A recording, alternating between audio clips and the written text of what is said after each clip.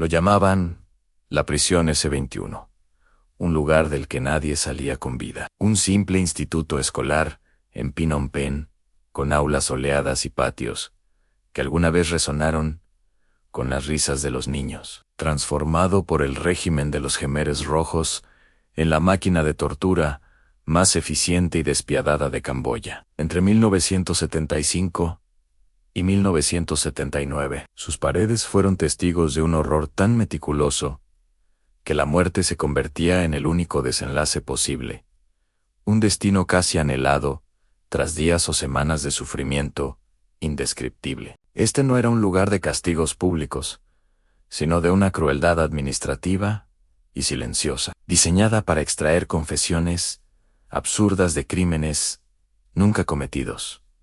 Un proceso donde el dolor era solo el medio para un fin ideológico catastrófico. Pero detrás de la fría estadística de las más de 18.0 víctimas que pasaron por sus puertas, se esconde un secreto aún más macabro. Una verdad que estremece hasta el núcleo de la comprensión humana. De toda esa multitud de almas torturadas y ejecutadas, solo se tiene constancia de 12 supervivientes. En 12 la razón de su supervivencia no fue la compasión de sus verdugos, ni un golpe de suerte milagroso, sino una simple cuestión de utilidad. Eran pintores, mecánicos o fotógrafos, habilidades que el régimen necesitaba para documentar su propia barbarie, mientras sus compañeros de celda eran golpeados, electrocutados y sometidos a los métodos más horribles imaginables. Estos pocos afortunados eran forzados a inmortalizar cada grito, cada mirada de terror, cada vida que se extinguía. Su calvario fue ser los ojos que registraron la pesadilla, conscientes de que, una vez cumplida su tarea, su turno en la sala de tortura llegaría inevitablemente. Esta es la historia de cómo la maquinaria de Pol Pot convirtió el sufrimiento en una rutina burocrática y la tortura en un arte de la aniquilación sistemática. Para comprender la profundidad del horror que se vivió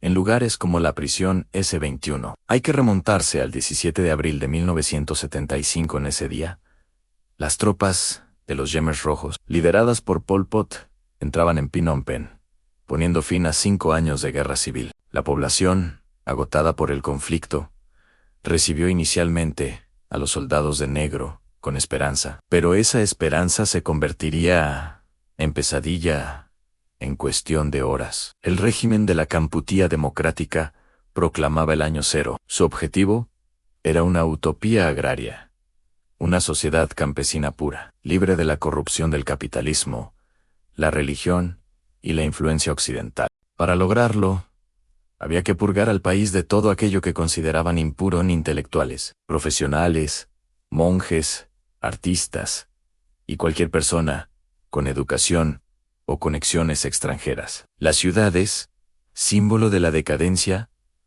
fueron evacuadas por la fuerza. Millones de personas fueron desplazadas a campos de trabajo en el campo, condenadas a una existencia de hambre, agotamiento y muerte. Fue en este contexto de paranoia ideológica donde la tortura se convirtió en una herramienta de Estado fundamental. La S21, o Tuol Sleng, dirigida por el despiadado Kang Gook Ir, más conocido como el camarada Dutch, era el epicentro de esta maquinaria. Su propósito no era investigar delitos reales, sino fabricar confesiones que validaran las purgas internas del partido. Cualquiera podía ser acusado, desde un alto funcionario hasta un campesino analfabeto. La lógica era circular, y diabólica en ser arrestado era la prueba de que se era un enemigo, y la confesión, obtenida bajo tortura, era la confirmación final. El proceso era metódico. Al llegar,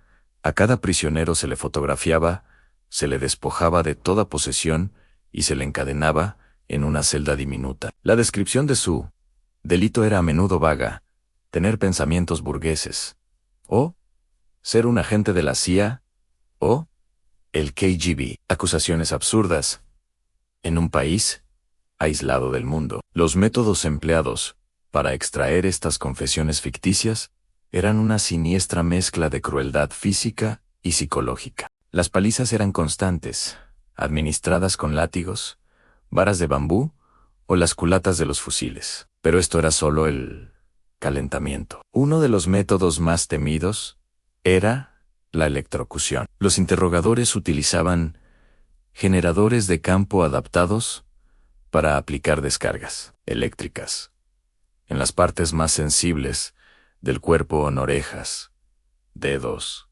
genitales. El dolor era tan agudo e insoportable que provocaba espasmos incontrolables, pérdida de conciencia y, en muchos casos, la muerte por paro cardíaco. Otro sistema común era el ahogamiento simulado. Se sumergía la cabeza del prisionero en un barril lleno de agua pestilente hasta el límite de la asfixia, para luego reanimarlo y repetir el proceso una y otra vez, jugando con el instinto más básico del ser humano, el de respirar. La privación de sueño y alimento era otra forma de tortura lenta y demoledora. Los prisioneros, encadenados en el suelo de celdas abarrotadas, eran mantenidos en vela durante días, mientras recibían raciones mínimas de agua y una sopa aguada. La debilidad física quebrantaba la resistencia mental, haciendo a la víctima más susceptible a las demandas de sus verdugos. La tortura no solo buscaba el dolor, sino la deshumanización total. Se obligaba a los prisioneros a defecar en sus celdas, a beber su orina, a ser testigos de la tortura de otros. Se les prohibía cualquier expresión de emoción. Llorar o gritar de dolor podía significar una paliza adicional. El objetivo era romper el espíritu humano, reducir a la persona a un cascarón vacío que firmaría cualquier confesión, por disparatada que fuera, con tal de que el sufrimiento cesara, aunque fuera por un momento. Quizás uno de los aspectos más perturbadores era la burocracia del horror. El camarada Dutch, un antiguo profesor de matemáticas, dirigía ese 21 Seón, una obsesión por el detalle escalofriante. Cada golpe, cada sesión de tortura, cada confesión era minuciosamente documentada por los escasos supervivientes útiles, los fotógrafos y escribas. Se llevaban registros diarios, se archivaban las confesiones y se tomaban fotografías de las víctimas antes y, en ocasiones, después de su ejecución. Esta documentación, destinada a demostrar la eficacia del régimen, se convertiría más tarde en la prueba irrefutable de su monstruosidad. Las imágenes de hombres, mujeres y niños, con la mirada perdida y el cuerpo magullado, observando fijamente a la cámara, sabiendo que era su última foto, son quizás el legado más estremecedor de aquel infierno. La muerte final no era menos cruel. Tras firmar su confesión, la víctima era trasladada a los campos de exterminio de Chungek, a las afueras de Phnom Penh.